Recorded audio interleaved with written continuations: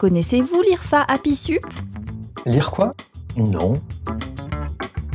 L'IRFA APISUP. Jamais vu. C'est un truc de formation? Non.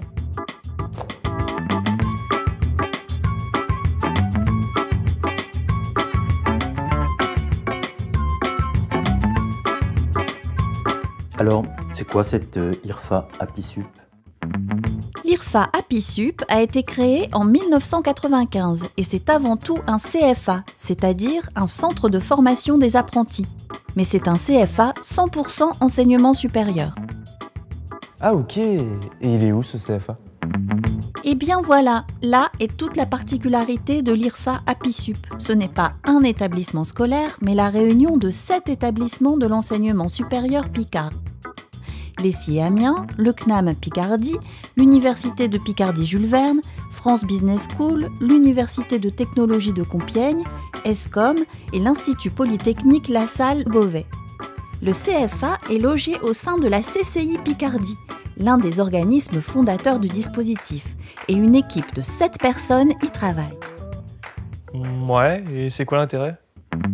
C'est tout simple, grâce à la création de l'IRFA APISUP, les établissements d'enseignement supérieur ont pu ouvrir des formations par la voie de l'apprentissage au sein de leur établissement. Et tout le monde le sait, l'union fait la force. Ah oui, alors les formations sont très diversifiées, j'imagine. Tout à fait, et c'est là un des atouts majeurs de l'IRFA APISUP qui a su développer une offre dans tous les secteurs d'activité, commerce, services, industrie et agricole. L'IRFA APISUP peut ainsi répondre aux besoins de toutes les entreprises, mais aussi des jeunes. Alors justement, ces jeunes, qui sont-ils? Ces jeunes ont de 18 à 25 ans, le bac en poche et une année universitaire validée minimum.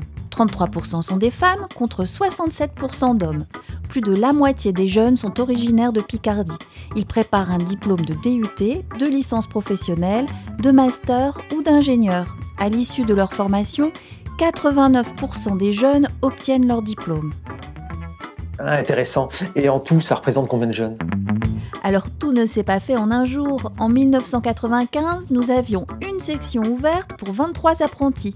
Aujourd'hui, ils sont chaque année 1200, répartis dans 40 formations sur les 3 départements Picard. Et ils ont trouvé facilement du travail? Plus facilement que la moyenne en tout cas, puisqu'à l'issue de leur formation, 2/3 des jeunes ont obtenu un contrat. L'apprentissage est donc bien un accélérateur d'insertion professionnelle. C'est pas mal. Mais que fait le dernier tiers?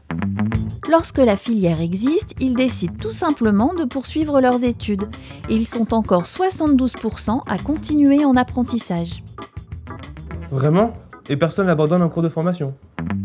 Quasiment pas. Le CFA affiche un tout petit taux de rupture de 2,5%. Très sincèrement, je ne m'attendais pas à ces chiffres. Et toutes les entreprises peuvent s'inscrire dans ce dispositif. Bien sûr, ce dispositif est ouvert à toute entreprise du secteur public comme du secteur privé. Les entreprises qui accueillent des apprentis aujourd'hui sont à 65% des PME ou des entreprises de moins de 500 salariés et à 35% des entreprises de plus de 500 salariés. Y a-t-il des secteurs prédominants? Oui, 3 secteurs se distinguent. Les industries manufacturières signent 21% des contrats.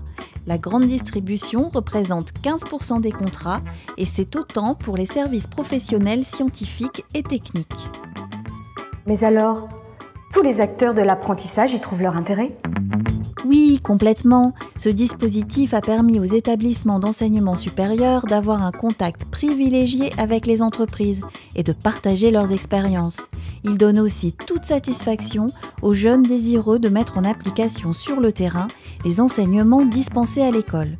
Entreprises, apprentis, économie locale, tout le monde y trouve son intérêt. Waouh! Une si belle On aventure. ne peut que continuer alors. Et après? C'est quoi la suite? Alors, On continue? Oui, bien sûr, on continue. Une nouvelle convention quinquennale a été signée avec le Conseil régional le 1er janvier 2014 et de nouvelles sections vont s'ouvrir à la rentrée prochaine. Affaire à suivre donc.